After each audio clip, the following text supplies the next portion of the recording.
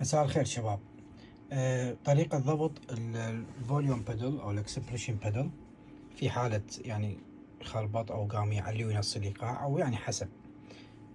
كل ما عليك انه تضغط هاي الدقمة دايركت اكسس اللي هي موجودة بالجينوس 2، موجودة هنا بالجينوس 2 جينوس 1 عفوا، موجودة بدل هاي الكبستين بصف ستارت ستوب.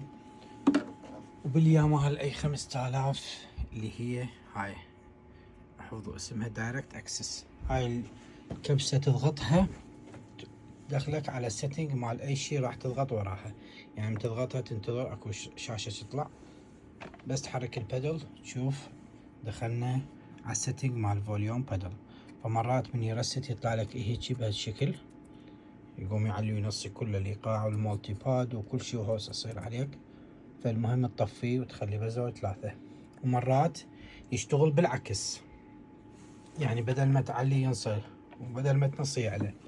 فتأكد منه منيو اللي هو بيدل رقم 3 دائما الفوليوم. هذا بلس يعني القطبية مالته بلس، لأنه ياماها.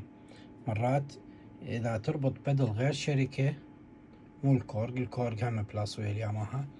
إذا تربط مثلا الرولاند أعتقد بالعكس، ما متأكد، فتعكسها تسويه ماينس حتى يشتغل بالصورة الصحيحة اللي تريدها. تحياتي لكم.